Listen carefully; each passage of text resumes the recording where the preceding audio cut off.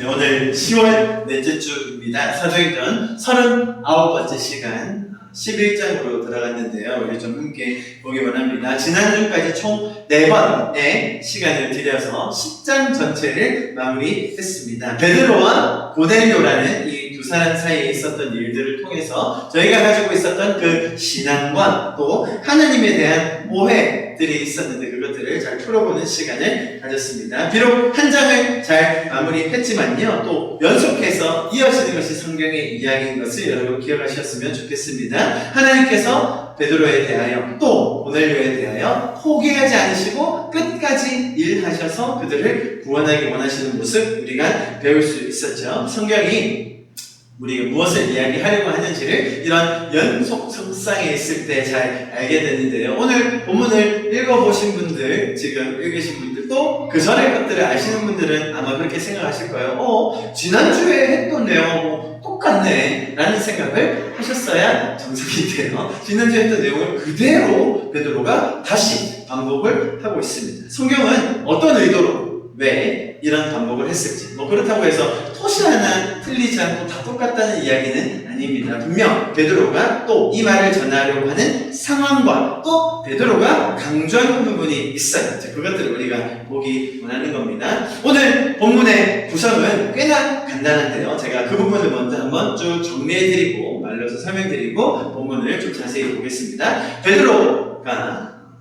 자칭 예수님의 수제자라고 불리는 이 베드로가 룻다와 욥바라는 지역에서 엄청난 사역을 합니다. 여러 경제들을 보시죠. 그러고 있다가 고넬료라는 사람의 초청을 받고 가이사랴라는 곳으로 이동을 하게 됩니다. 하나님께서 이 장면 속에서 아주 세밀하게 또 신실하게 일하심으로 이방에 이제 구원의 역사가 임하게 되고요. 또 동시에 베드로로 대표되는 이 유대인들에게는 하나님의 마음이 심겨지는 그런 계기가 되게 되었습니다. 이렇게 유대인이 아닌 다른 민족, 그것도 한 명이 아니라 고넬료를 위시하여 가정과 또 친척, 가까운 친구들 다 왔다고 했잖아요. 한 그룹의 사람, 한 집단에게 복음이 들어가고 변화하게 되고 결국 성령까지 임하게 되는 그런 사건을 우리가 봤습니다. 마지막에는 베드로가 그 사람들에게 침례까지 주게 되죠. 여러분, 이 소식 자체가 유대 사회에는 굉장히 충격적인 사건이었습니다. 제가 아주 자세하게 설명드렸습니다. 그 여파가 오늘 나오는 장면이고요. 자, 그렇기 때문에 그런 충격적인 소식은 당연히 소문이 빠르겠죠. 그 베드로가 했던 일에 대한 소문이 예루살렘에까지 전해진 거예요.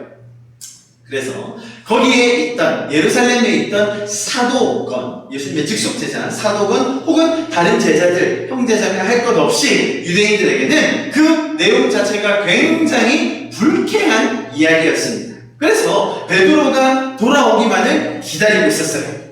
오면 따지고 어떻게 그런 짓을 할 수가 있습니까? 라는 거를 따지려고 기다리고 있었다는 거예요.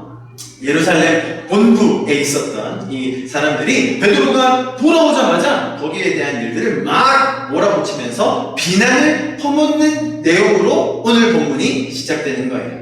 이해하시겠죠? 그러니까 베드로가 그런 비난을 듣고 가만히 있을 수 있습니까? 어쨌든 일어났던 일에 대해서 차례대로 소상히 설명하는 본문이 오늘 많은 부분을 차지합니다. 그랬더니 마지막에는 거기에 있던 사람들도 다 수긍하게 되고 하나님이 이런 일을 하셨구나 라고 훈훈하게 마무리되는 것이 오늘 전체 본문의 큰 줄거리입니다. 쉽죠, 그죠?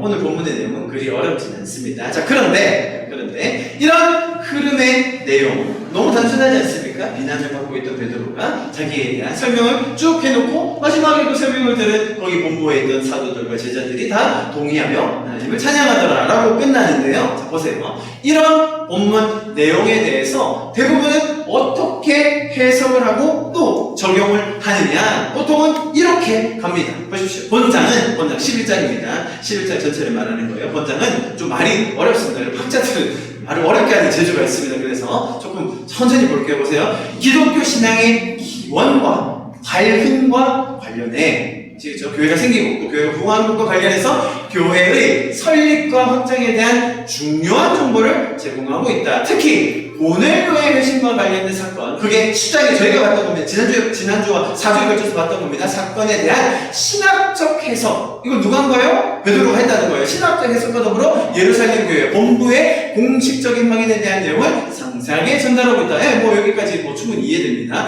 고넬료의 회심은 유대인들에게서 시작하여 로마 제국으로까지 침투한, 뭔가 약간 군사적인 용어가 나오죠. 복음 진보의 역사 속에서 하나의 이정표였다. 뭔가 이 삼엄한 분위기가 느껴지시나요? 이는 성령 받은 제자들의 활동 영역이 뭔가 이 사람들이 작전을 세우고 전략을 세워서 활동 영역을 점점 넓혀가는 그런 뉘앙스가 느껴지죠? 팔레스타인에서 다른 지역으로 확장될 것을 암시한다.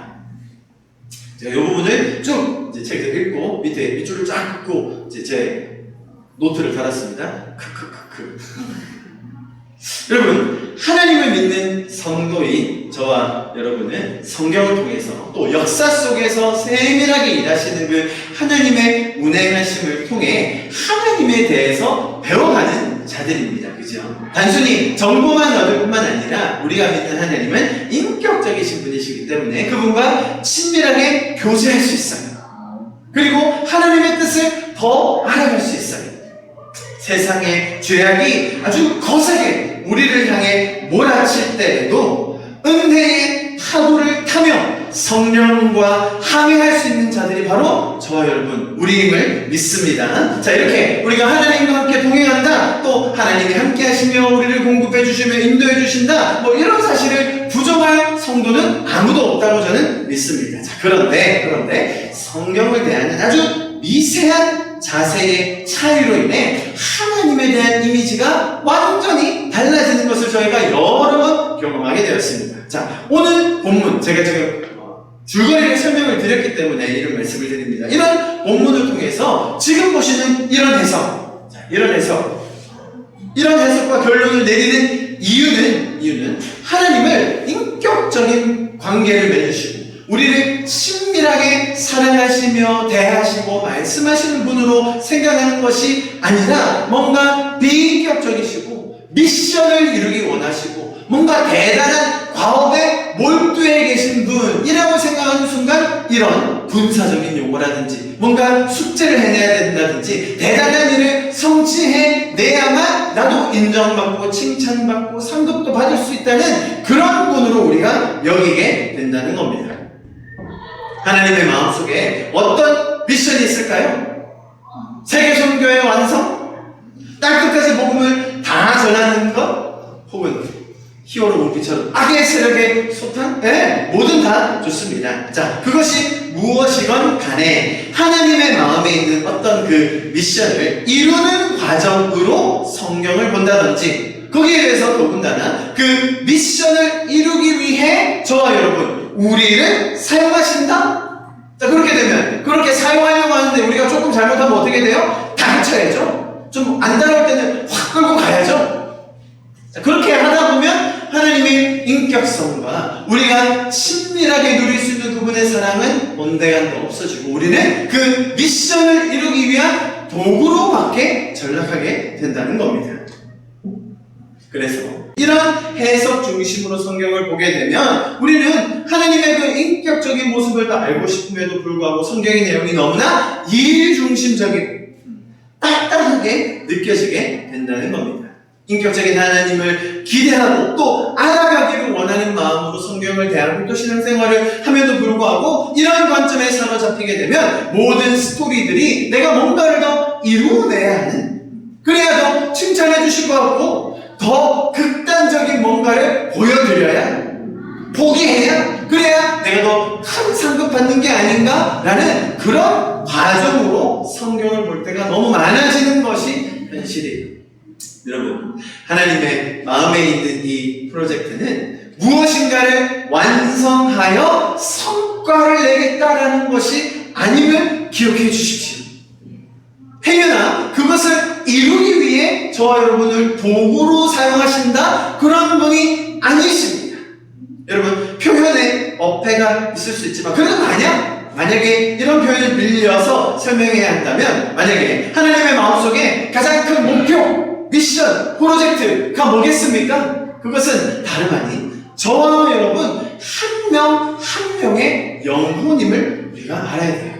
왜냐하면 우리가 하나님의 형상으로 지어진 이 존재들이고 그 존재들을 향한 하나님의 구원의 계획 또 천국의 삶을 베풀고 싶은 것이 하나님의 아버지의 마음인 것입니다. 우리의 자격과 준비 혹은 능력이 아닌 은혜로 이 모든 것을 이루어가시고 일하시는 분이 하나님이심을 믿습니다. 그 일하시는 하나님으로 인해서 우리는 그 은혜에 반응하게 되는 것입니다.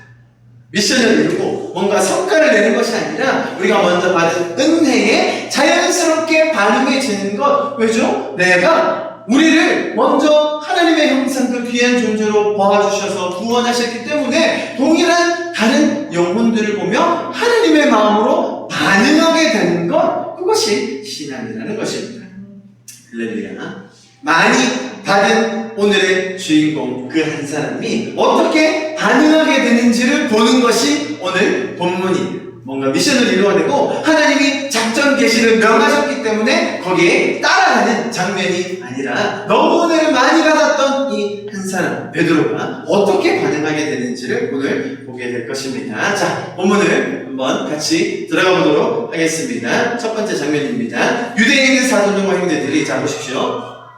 유대에 있는 사도들과 형제들이 이방인들도 하나님의 말씀을 받았다함을 들었더니 그 예루살렘 쪽에 있는 그 본부에 있는 사람입니다. 그래서 그 곳에 있던 사도, 그죠? 그리고 제자들이 그 소식을 들었어요. 소문을 들었습니다. 베드로가 예루살렘에 올라왔을 때에 할례자들이 비난하여 이르되 내가 무할례자의 집에 들어가 함께 먹었다 하니, 자 이렇게 되어 있습니다. 소문이 퍼졌고 마침 베드로가 예루살렘으로 올라오게 되었습니다. 거기서 이 사람들이 보였던 이 반응을 통해서 우리가 또 죄인의 모습도 한번 배워볼 수 있습니다. 제가 대부분은 하나님에 대해서 알아가는 것을 성경을 통해서 진행하고 하는데 오늘은 이 죄인의 모습도 한번 좀 적나라하게 차례대로 순서대로 체계적으로 보기 원하는데요. 1절에 보시면 이방인들도 하나님의 말씀을 받았다라고 되어 있죠. 이 단어 자체는요, 그 이방인들이요 스스로 복음을 다 받아들였다라는 그런 뉘앙스가 들어있어요. 보세요. 예수님께서 직접 여러 차례 수많은 경우에 또 오랜 기간 동안 복음과 진리를 전했음에도 불구하고 유대인들, 자기들은요 그것을 받아들이는 것이 아주 지지부진했습니다. 그죠? 예수님의 공생의 사역 동안 대부분 유대인들을 대상으로 사역하셨거든요. 근데 유대인들이 복음을 쉽게 받아들였습니까? 너무 받아들이지 않았어요. 심지어 예수님께서 십자가에 돌아가시고 부활하셔서 승천할 때까지 예수님의 그런 마음의 뜻을 제대로 이해 못했던 것이 유대인들이었습니다. 그런데 율법을 모르는, 율법을 지키지도 않는, 아니 율법의 글자도 알지 못하는 이런 이방인들에게도 하나님의 말씀이 임했고 그들이 은혜를 충만히 입었다는 사실, 정말로 이들에게는 충격적인 사건이라는 겁니다. 이 현상을 보면서 유대인들이 화도 났지만 아주 안 입고 왔을 거예요. 아니 얘네들은 어떻게 이렇게 쉽게 한 번에 받아들이지? 그것을 보통 우리가 쓰는 용어로 뭐라고 하죠? 질투심을 느낀 거예요. 지금 1절에 나와 있는 표현의 이면에는 이 유대인들이 이 이방인들을 향해, 구원받은 이방인들을 향해 느꼈던 그런 질투심, 안입고 화난 그런 감정이 섞여 있는 거예요. 자, 그리고 이런 감정, 그런 질투심이라든지 안입고 마음의 이면에는 그들 안에 있는 특정 이익 집단이 있다는 것을 알아야 됩니다. 자, 2절에 보십시오. 뭐라고 되어 있습니까? 누가 뭐라고 했다고요? 할례자들이 비난했다라고 되어 있어요.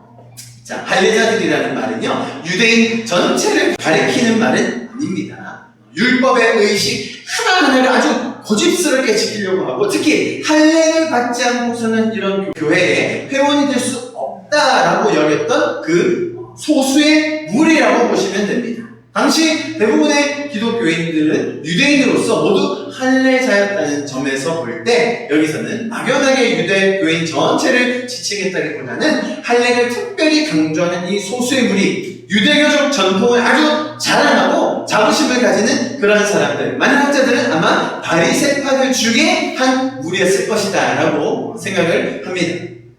자, 이들이 운을 떼는 태도를 한번 보십시오. 이미 정죄를 끝냈습니다. 할례자들이 뭐라고 한다고요? 비난하여. 비난했다는 표현 자체가 그냥 쏘아붙이고 뭐라고 했다가 아니라 이미 단죄하고 정죄하고 판단하는 마음으로 그들을 나무랐다라는 그런 단어예요. 자, 지금 이 순서가 보이시나요? 질투하는 마음, 안 이뻐온 마음. 그 이면에는 뭐가 있어요? 특정 이익 세력이 있다는 거예요.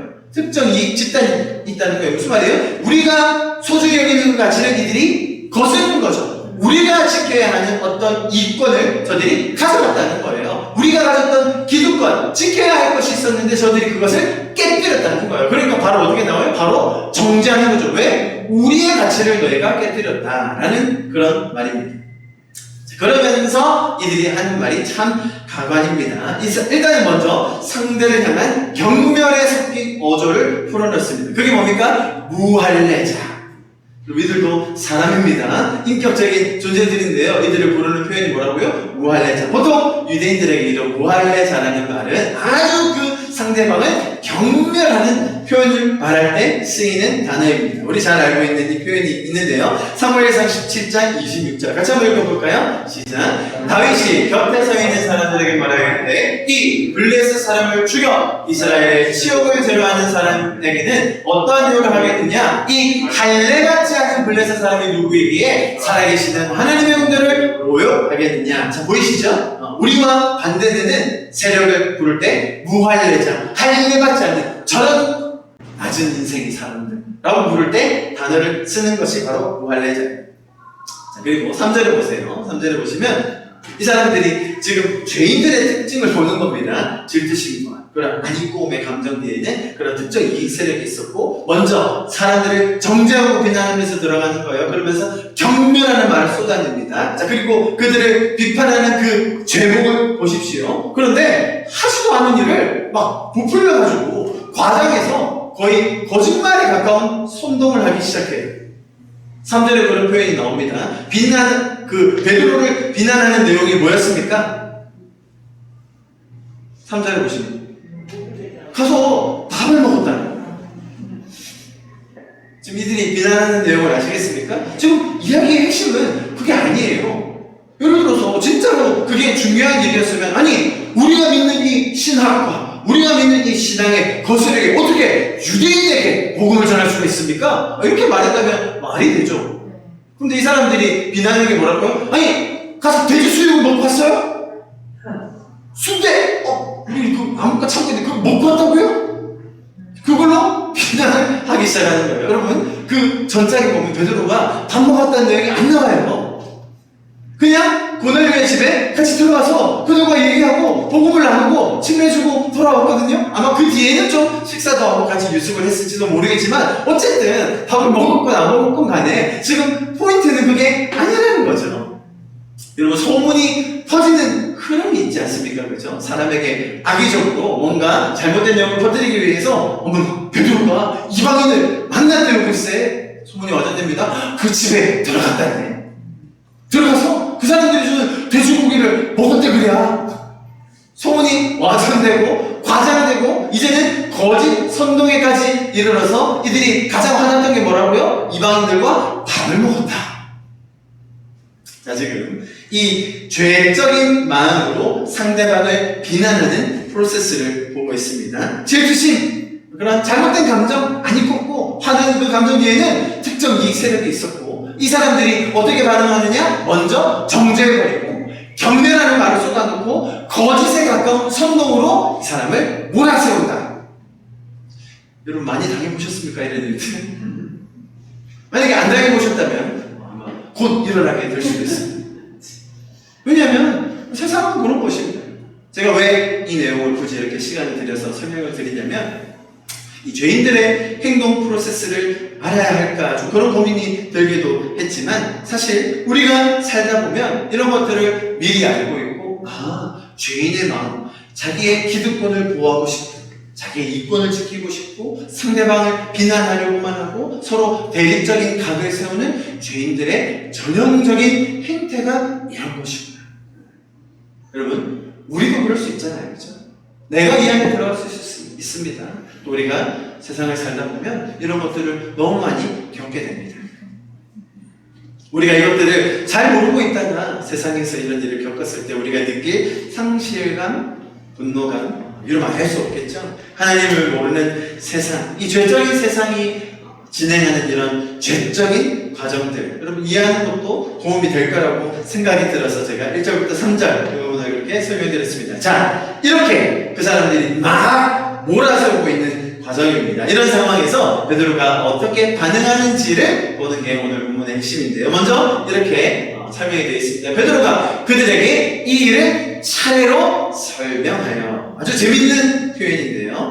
이번 주 혹시 뉴스를 좀 보신 분들이 계시다면, 이번 주 뉴스의 내용과 오늘 이 장면이 아주 많이 오버랩되는데 여러분 느끼시겠습니까? 국가 뭐 이렇게 하는 분위기잖아요, 그죠? 여러 명 앉아가지고 막 쏟아보는데 한 명이 지금 앉아가지고 베드로가 이제 차례대로 자세히 설명하는 그런 장면입니다. 마치 신문하고 공청회를 열고 아니면 국감을 하는 그런 분위기 속에서 이제 베드로가 운을 떼면서 시작하는 겁니다. 자, 4절까지 이제 봤는데요. 5절부터 오늘 18절까지인데 지금 1, 2, 3, 4절 했잖아요. 5절부터 15절까지 거의 10절에 가까운 오늘 본문의 몸통 부분은 아까 말씀드렸듯이 베드로가 가이사랴에서 고넬료가 경험했던 이야기를 다시 반복하게 됩니다. 거의 10장 전체의 내용을 요약한 것 같기도 하고 반복하는 내용이 나오는데요. 자, 성경에 이 정도까지 반복되는, 그것도 딱 붙어서, 그죠? 뭐 예를 들면 한 부분이 있다가 또 다른 성경권에서 반복되는 건 덜어 있습니다. 그런데 한 장면의 이야기를 지금 여기서 얘기하고 바로 이어서 한 번 더 거의 똑같이 얘기한다? 성경에 이런 장면이 있나 싶을 정도로 너무나 자세하게 반복이 되어 있는데요. 자, 그렇다면 베드로가 이렇게 반복적으로, 또 누가라는 저자가 이렇게 반복적인 것을 적으면서 궁극적으로는 성령님께서 이 말씀을 통해서 우리에게 무엇을 말씀하려 하는지 그 의미를 쭉 같이 보도록 하겠습니다. 자, 베드로의 설명을 보면요, 제가 밑줄 친 부분, 이제 강조된 부분을 하나씩 설명드리려고 합니다. 자, 베드로의 이런 5절부터 15절까지의 말을 쭉 보면요, 조금 당황스러워요. 왜냐하면 말 전체가 다 기적의 연속이에요. 우리가 살다 보면 뭐 기적적인 것, 은사적인 것, 그죠? 뭐 환상을 본다든지, 음성을 듣는다든지, 하나님이 직접적으로 명령을 하신다든지, 여러분 그런 경험들 있으십니까? 하나님의 음성을 내가 귀로 들어봤다 하시, 눈으로 봤다. 안 계세요, 여러분. 믿음이 다들 좋으시는데.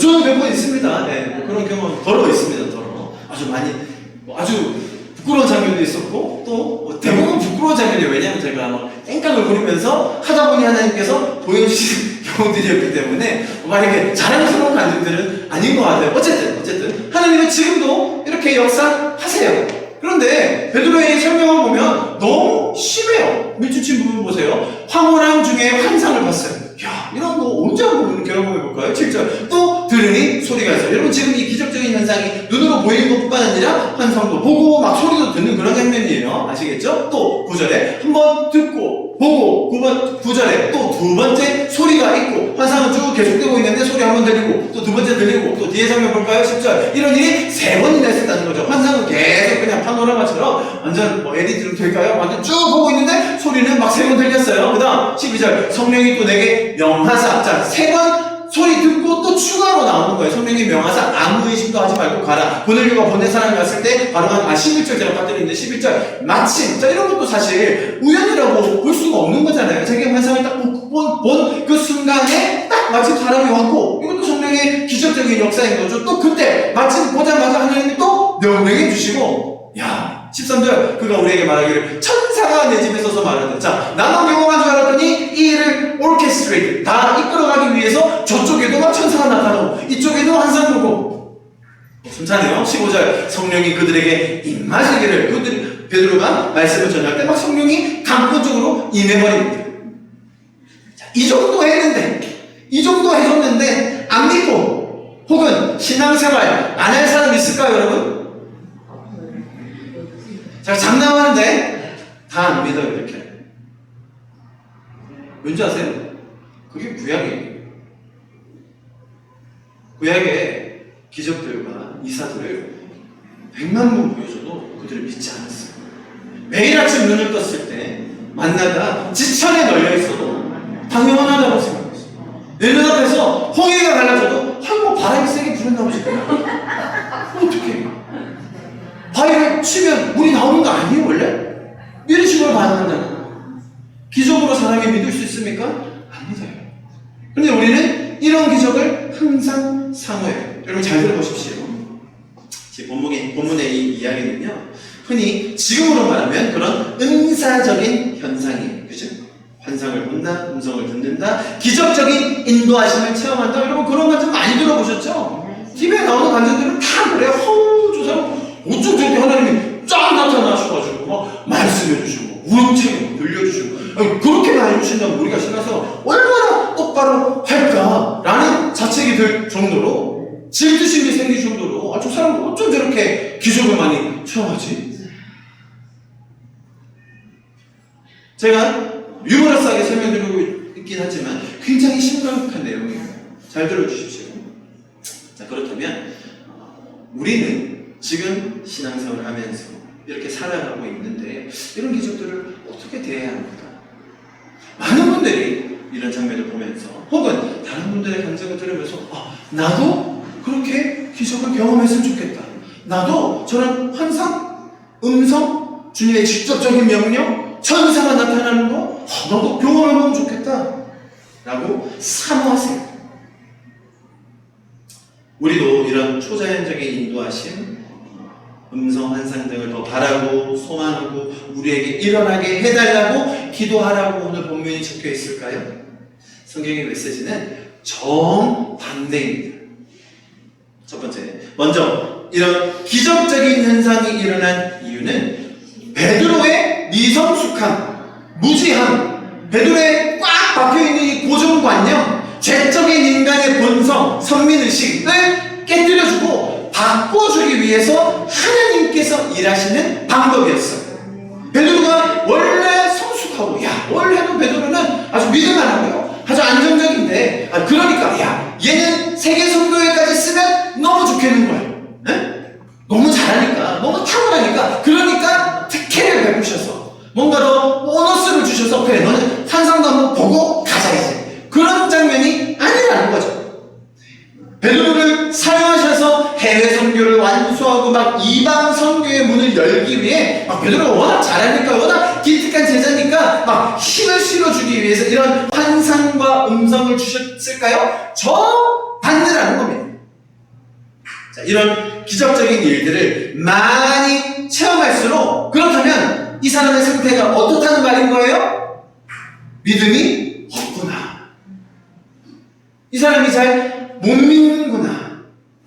그러니 하나님이 기적이라고 보여주셔서 인도하시는구나 라고 우리가 생각할 수 있다는 겁니다. 이런 거 안 보여주시고 안 들려주시면 나는 하나님 안 믿어요. 그냥 죽어갈 거야 그냥. 제가 그랬다니까요. 말씀드렸죠? 제가 며칠 금식했다고 그래서 날짜 안 정하고 금식했어요. 금식. 나 얘기 안 해주시면 죽어버리겠다고요. 18일 금식했어요. 18일째 주님이 딱 말씀하셔서 됐구나. 떼고 근데 18일 숫자가 안 좋잖아요. 그래서 내가 어떻게 했어요? 억지로 이틀 더 금식했죠. 20. 저는 억울했는지 힘들어 죽는 줄 알았어요. 근육 다 터지셨거든요. 다음부터 다시는 안 되겠다. 땡땅 쓴다고 되는 게 아니구나. 하나님은 계속 말씀해주고 계셨는데 내가 딱 베드로 이런 모습인 거예요. 하나도 안 되니까.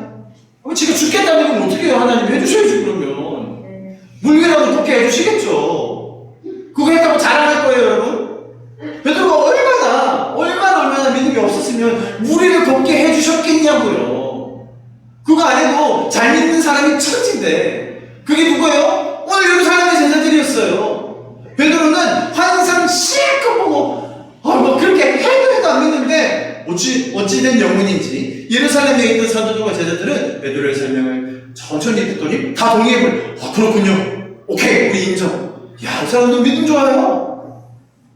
지금 성경이 뭘 기준하는지 아시겠어요? 우리가 환상 추구해야 합니까? 여러분 환상 보여주십니다. 제가 누차 말씀드리지만 저는 성령 은사 만드는 자가 아니에요. 저 많이 경험했습니다. 경험하게 해드릴 수 있나요? 그 제가 제 영역은 아니지만 알아서들 하세요. 경험하시고 힘든 거 있으면 저한테 찾아오시면 제가 잘 상담해 드릴게요. 어쨌든 간에 하나님은 놀랍게 기술적인 방법으로 역사하시지만 그것이 하나님께서 일하시는 정수적인 또 하나님의 마음을 제대로 할 수 있는 방법이 아닌 걸 여러분 꼭 기억해 주셨으면 좋겠습니다. 이렇게 이야기했었잖아요. 18절에 그들이 이 말을 듣고 잠잠하여 하나님께 영광을 돌려이르되 그냥 잠잠하게 베드로 설명을 들으니까 하나님 일하신 게 맞네 그러면서 하나님께서 이방인들에게도 생명을 얻는 회개를 주셨다 하니라. 깔끔하잖아요. 자 여러분, 이런 초자연적인 인도하심을 다시금 설명하면서 베드로가 스스로 자기가 겪은 일을 설명하면서 오히려 베드로는 스스로의 연약함을 겸손하고 정직하게 내려놓고 있어요. 네, 지금 베드로가 먼저 은혜를 경험했기 때문에 가능한 일인 거예요. 동시에 그것을 단순히 다그치거나 나무라지 않으시는, 포기하지 않으시는 하나님을 알게 되는 것 아닙니까? 이렇게 포기하지 않으시는 하나님의 모습과 동시에 또 저희가 베드로에게 한국인으로서 아주 큰 동질감을 느끼는 이유가 또 하나 있죠. 여러분, 한국은 뭘 해도 몇 번 해야 됩니까? 3-3번. 베드로는 이쯤 되면 3-3번의 사나이라고 볼 수 있어요. 그러니까 우리가 뭔가 베드로만 생각하면 뭔가 마음이 다 연결이 돼요. 그죠? 저는 그런가요? 이렇게 동일한 계시를, 여러분 베드로가 다른 환상 본 것도 아니고요. 똑같은 환상, 똑같은 음성을 3번 들은 겁니다, 여러분. 여러분, 성경에서 3이 굉장히 중요한 숫자입니다. 농담이 아니고 지금 정말로요. 완전을 뜻하는 숫자인데요. 베드로는 3번 예수님을 부인했고, 3번 예수님께 대한 사랑의 다짐을 확인했고, 그리고 마지막에 3번 환상을 본 3-3번의 사나이.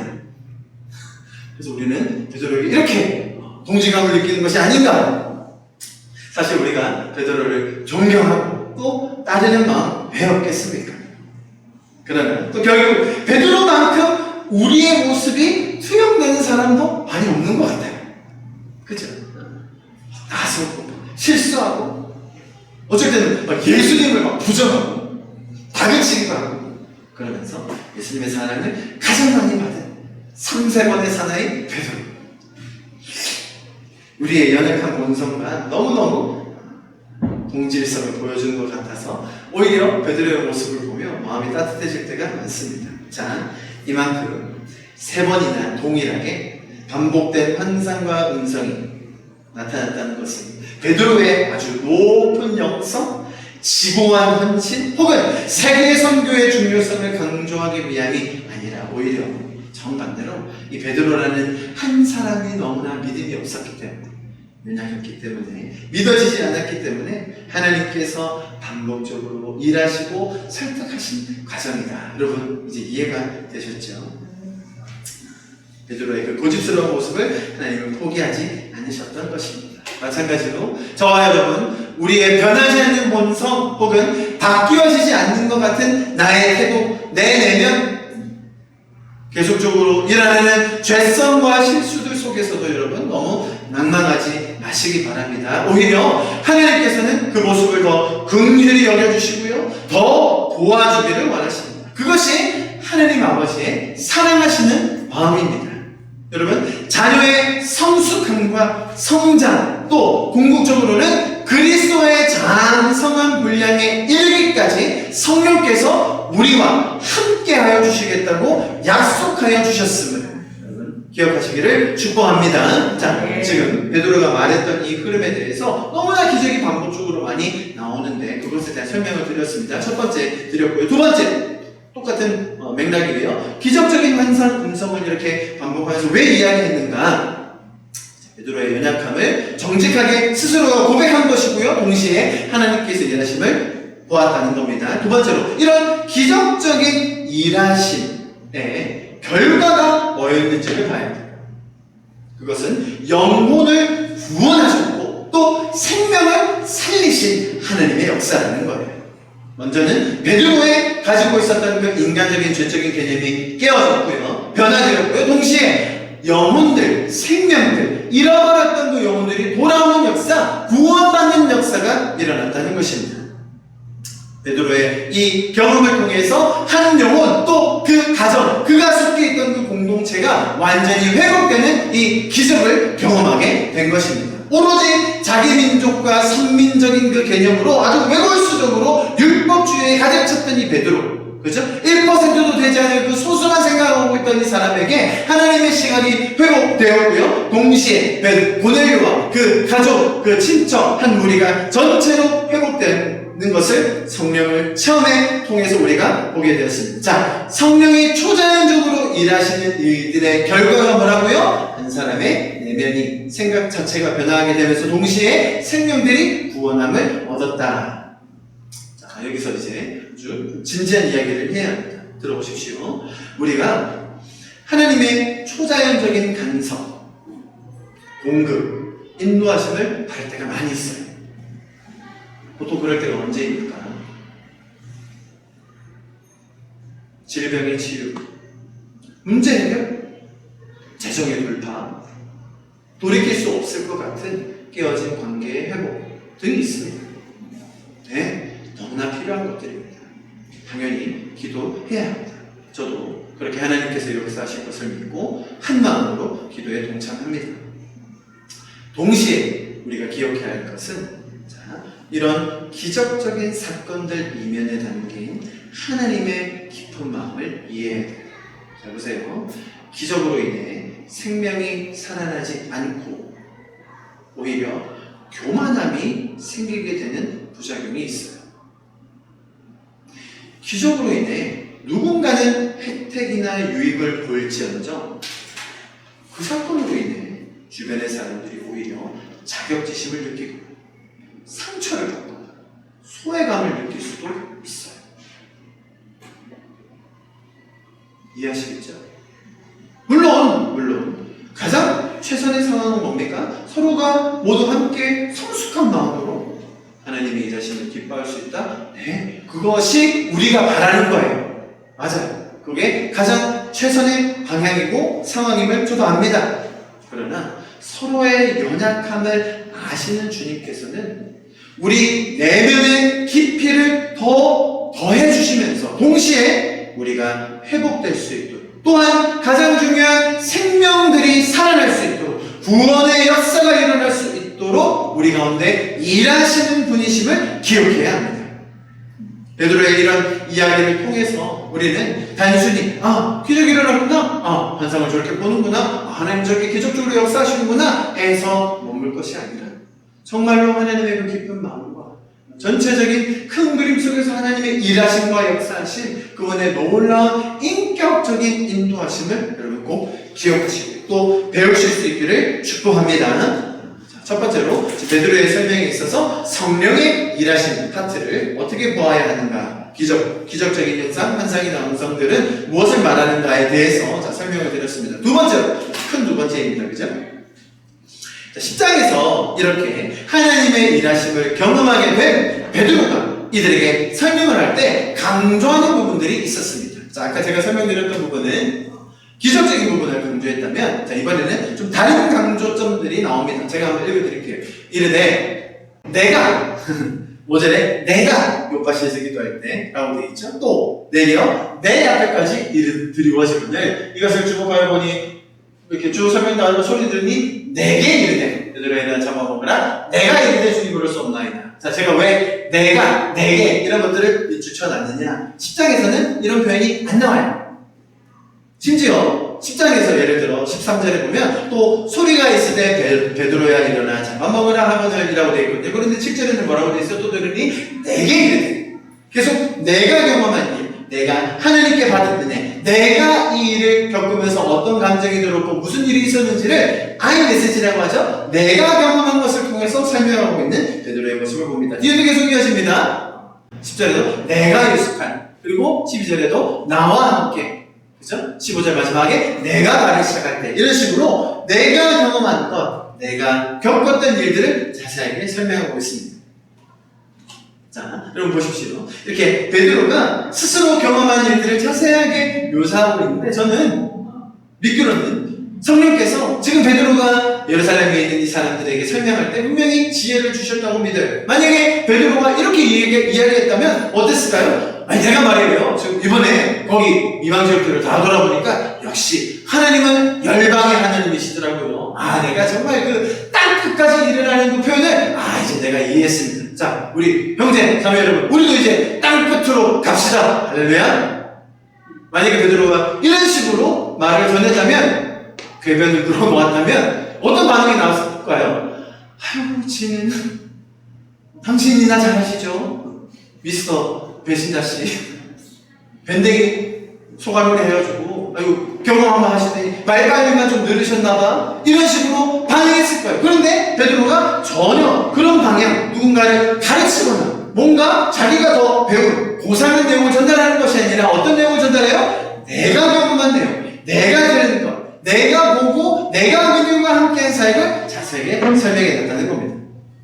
그죠? 여러분 아까 국감 얘기했는데요. 법정에서도 가장 신빙성 있는 진술이 뭐예요? 가장 구체적으로 일관성 있게 그것을 경험한 사람이 얘기하는 것이 가장 신빙성 있듯이 그죠? 베드로는 그런 자기가 경험한 일들을 보세요. 은혜를 경험한 자로서 은혜를 먼저 받은 자로서 아직 모르고 있는 그들에게 설명해 주고 있는 장면입니다. 뿐만 아니라 베드로가 이렇게 증언을 하는데요. 자기가 경험한 것에 더해서 뭔가 막 강조를 하고요. 부연 설명을 하고 있어요. 보세요. 아주 재밌습니다. 5절에 보면 내가 욥밭이 뭔가 구체적인 장소를 언급하고요. 또 11절에 보면 마치 세 사람이 내가 유숙한 집에 서 있으니 세 사람이라는 구체적인 표현이 안 나옵니다. 그런데 뭔가 사람 숫자를 정확하게 얘기해요. 마지막으로 12절에 뭐라고 돼 있어요? 성령이 내게 명하사 아무 의심할지도 말고 함께 가라 하시는 이에 뭐라고요? 이 6형제도 거기서 6명이 같이 갔다는 거예요. 또 여기까지 같이 왔어요. 뭐예요? 같이 한 주인이 되는 거예요. 그러니까 내가 경험한 이야기를 토대로 뭔가 부연 설명을 하면서 강조를 하면서 막 이야기를 하고 있는 겁니다.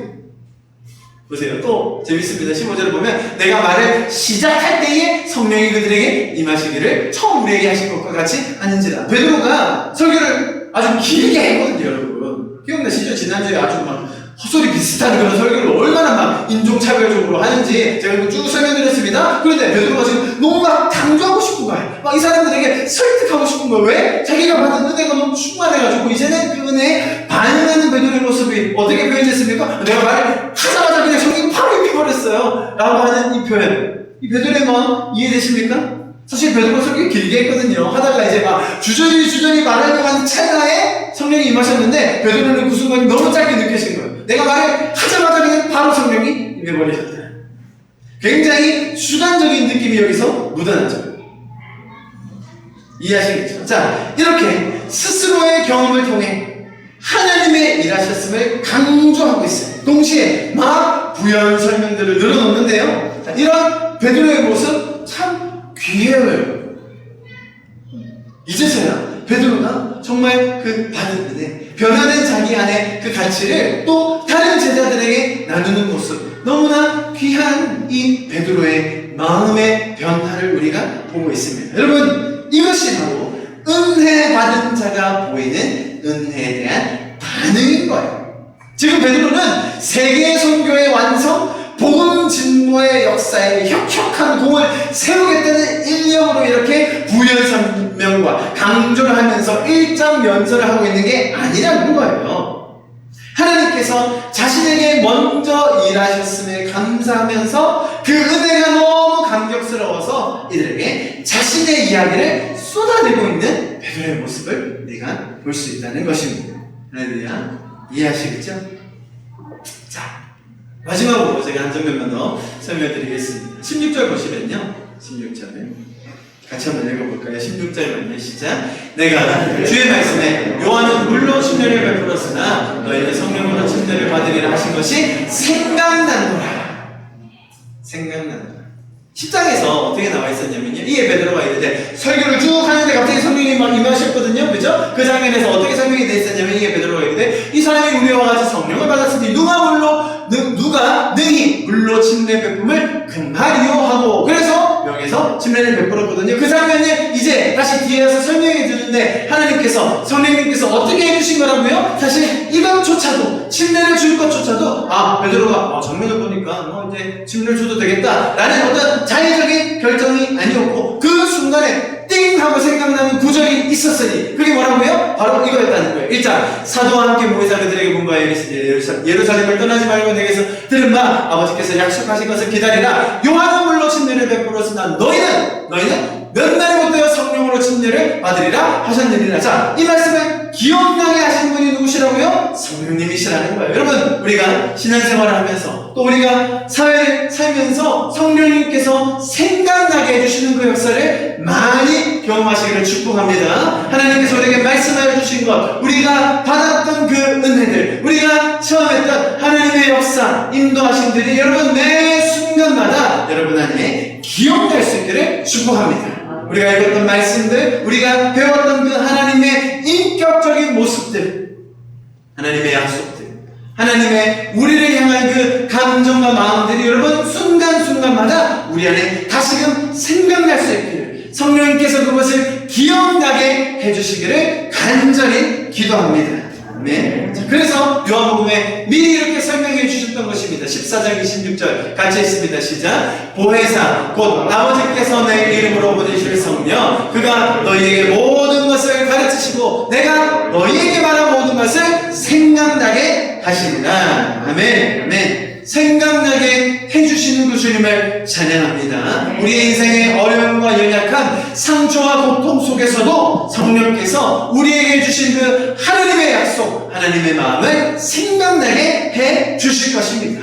여러분 안에 말씀으로 풍성해지시기를 바랍니다. 그 풍성한 말씀과 하나님의 마음과 하나님의 인격적인 그 교제함이 여러분 우리가 삶을 살면서 이 땅에서 죄적인 환경 속에서 살 때 순간순간 하나님께서 우리로 하여금 생각나게 해주시는 그 역사. 베드로가 자의적으로 침례를 막 베풀고 그렇게 자신의 어떤 삶을 펼친 것이 아니라 하나님께서 생각나게 해주심으로 말미암아 이 모든 일이 가능하게 되었음을 베드로가 스스로 이렇게 겸손하게 고백하고 있는 것입니다. 그 말을 들은 그 우리가 드디어 하나님이 일을 하셨구나, 하나님이 영광을 우리에게 주시는구나, 그분이 영화로운 그 모습을 그냥 잊지 않으시고 영혼을 살림으로써 또 우리의 내면을 변화시킴으로써 우리에게 생각나게 하심으로 말미암아 이 모든 역사를 이끌어가고 계시는구나, 그들이 동의할 수 있었다는 것입니다. 할렐루야. 끝까지 포기하지 않으시니 하나님의 열정, 복음을 향한 그 열정이 이제는 베드로 안에 고스란히 들어가서 은혜를 받은 베드로가 이제는 그 사람들에게 반응하며 성령의 지혜를 힘입어 그들에게 설명하는 장면이 바로 오늘의 본문인 것입니다. 이해하시겠죠? 네, 여러분. 세계선도 중요합니다. 하나님께서 주신 이 땅의 우리의 삶을 또 우리가 의미 있게 사는 게 중요합니다. 동시에 여러분 이런 부분이 단순히 일중심적인 하나님, 비인격적인 하나님, 우리를 도구로 쓰시는 하나님이 아니라 우리를 가장 인격적으로 대하시는 그 하나님께서 우리를 가르쳐 주시고 우리로 생각나게 하시고 매 순간순간 우리에게 공급해 주심을 기억해 주셨으면 좋겠습니다.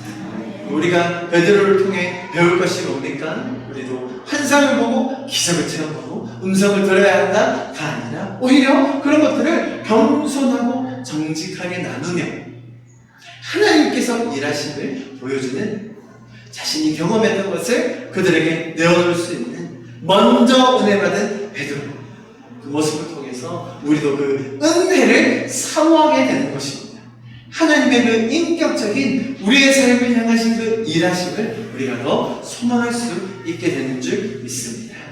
우리가 이 말씀을 통해서 이번 한 주도 하나님께서는 이렇게 일하시는구나, 하나님께서 우리를 이렇게 대하시는구나, 포기하지 않으신 하나님, 지금도 계속해서 일하시는 그 하나님의 모습을 더 배워가고 또 누리고 나눌 수 있는 저와 여러분 될 수 있기를 간절히 축복합니다. 네, 같이 기도하고 오늘 예배를 마치도록 하겠습니다. 시절을조차 우리를 돌보아 주시고 인도하여 주셔서